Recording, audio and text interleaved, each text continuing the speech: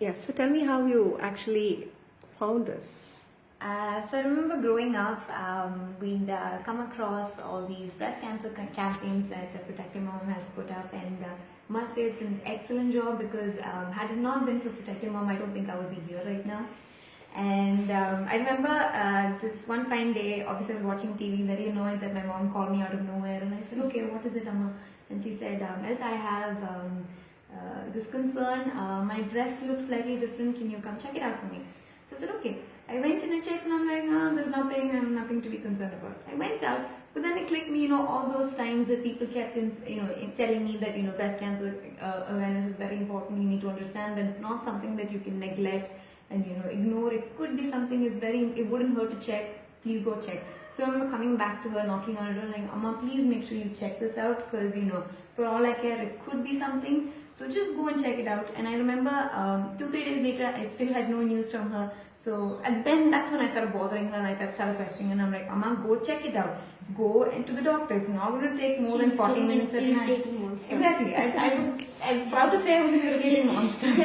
And that's when Amma went and checked it out. And after test, days in hospitals in and out, they detected that she had breast cancer. And so you went bald for her. How do you feel after that?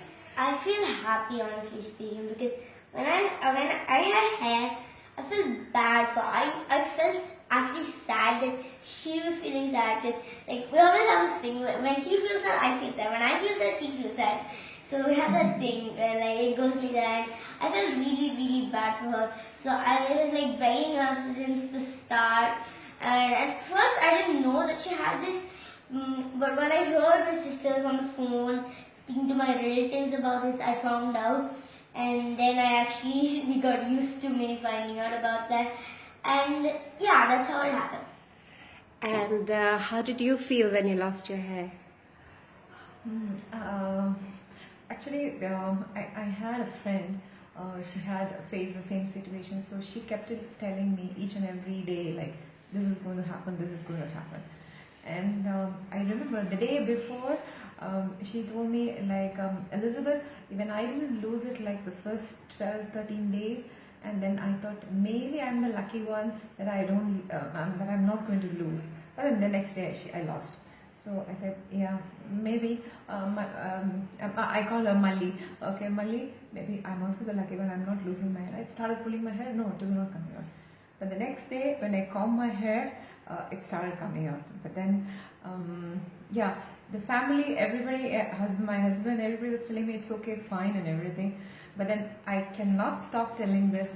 My buddy, her name is Mary, and she flew in from Delhi to Bangalore where I was taking my treatment, and she literally sat with me and cracked jokes, and I kept telling her, like, no, maybe my hair won't go. I just need to cut it small. She said, no, we will shave it out. I don't want you to go through that each bunch coming out. So she sat with me, and we went for a coffee and some desserts, and we stayed in a hotel, and so that she told my cousin and her father that my grandfather obviously that she's going into the hospital, and she went to a hotel. Yeah. We tricked everybody because we went to the hotel. And my cousin, my younger cousin, his name is Jacob.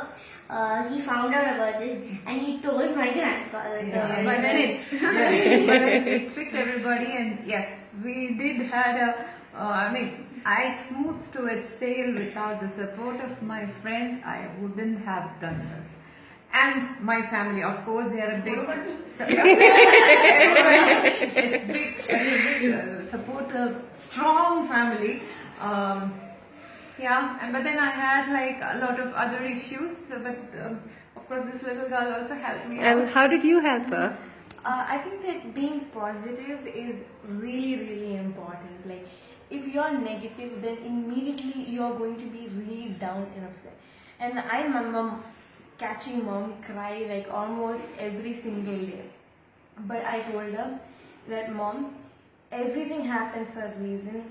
And today I know that if it wasn't for I'm not saying that I wanted to have cancer, but I'm saying that it brought us so much more closer than we were, and it has helped us all tell And other we people, want go it. We find want out it. if your mom has cancer, and telling her that you look beautiful, seeing her smile it makes me really happy. It means the world to us. And I remember, Amma, see, at the end of the day, parents can tell children, you need to have courage, you need to be brave, you need to, go to charity work. But if parents don't show you firsthand how to do it, I don't think any child will have that impact. So I remember thinking, at the end of the day, we have this whole journey with us, and that's something that no one can ever steal from us. And it's something that we learn firsthand.